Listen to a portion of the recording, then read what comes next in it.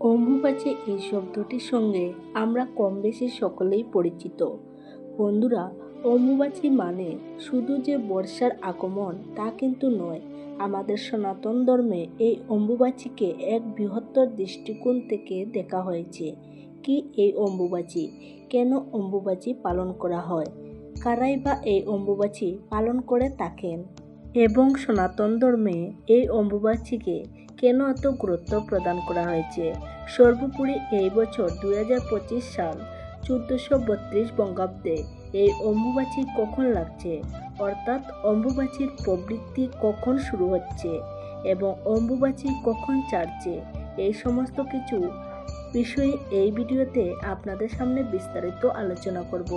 আশা করি বন্ধুরা এই ভিডিওটি আপনাকে সমৃদ্ধ করবে, তাই ভিডিওটি শেষ পর্যন্ত মনোযোগ সহকারে দেখুন। তো চলুন বন্ধুরা, এবার ভিডিওটি দেরি না করে শুরু করা যাক।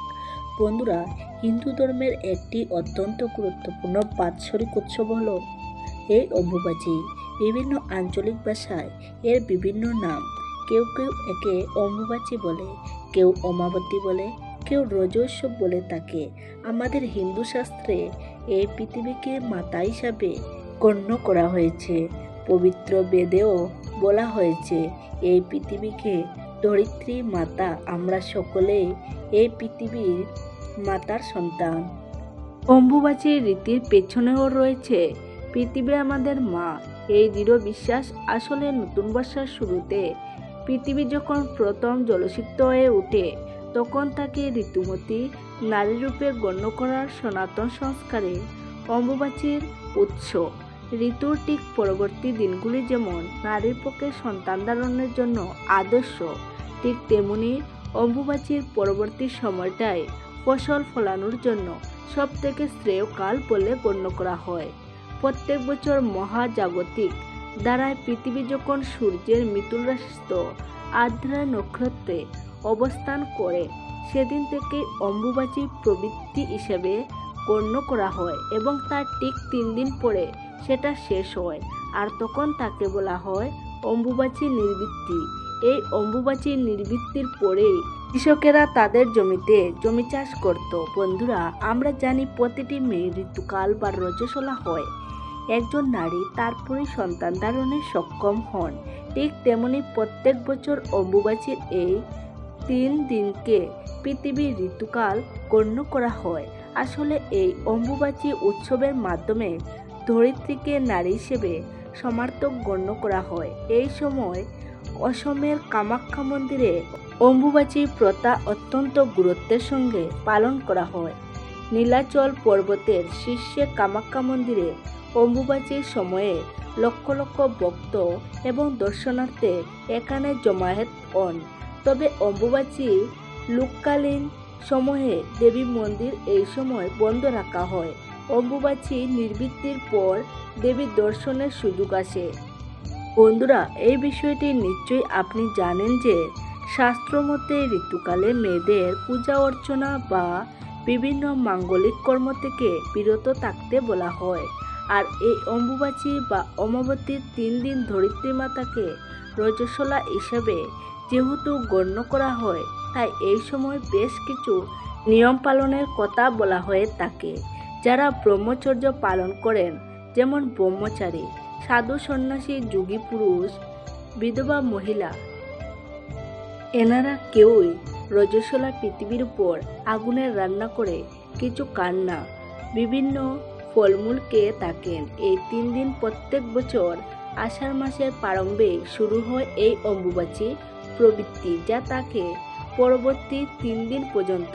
এই বছর 1432 বঙ্গাব্দ 2025 সালে এই অম্বুবাচী শুরু হচ্ছে আগামী 7ই আষাঢ় 22শে জুন রবিবার।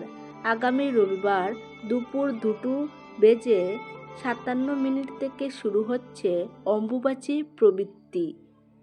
তাকে শ্রীদেবীর অম্বুবাচী যাত্রাও বলা হয়, অর্থাৎ রবিবার দুপুর 2:57 থেকে শুরু হচ্ছে শ্রীদেবীর অম্বুবাচী যাত্রা এবং এই অম্বুবাচী থাকছে 10ই আষাঢ় 25শে জুন বুধবার রাত্রে 3:21 পর্যন্ত। যাকে বলা হয় অম্বুবাচী নিবৃত্তি। অর্থাৎ এই বছর বর্ষার পূর্ণ আগমন ঘটবে আগামী 7ই আষাঢ় 22শে জুন রবিবার দিন। বন্ধুরা, অম্বুবাচীর এই সময়কাল অত্যন্ত গুরুত্বপূর্ণ বলেই বিবেচিত। শাস্ত্রমতে এই অম্বুবাচীর 3 দিন সর্বপ্রকার মাঙ্গলিক এবং শুভকর্ম যেমন বিবাহ, উপনয়ন, অন্নপ্রাশন, গৃহপ্রবেশ, গৃহ আরম্ভ ইত্যাদি থেকে বিরত থাকা উচিত। কৃষিকার্য সংক্রান্ত কোনো কাজ করা যায় না।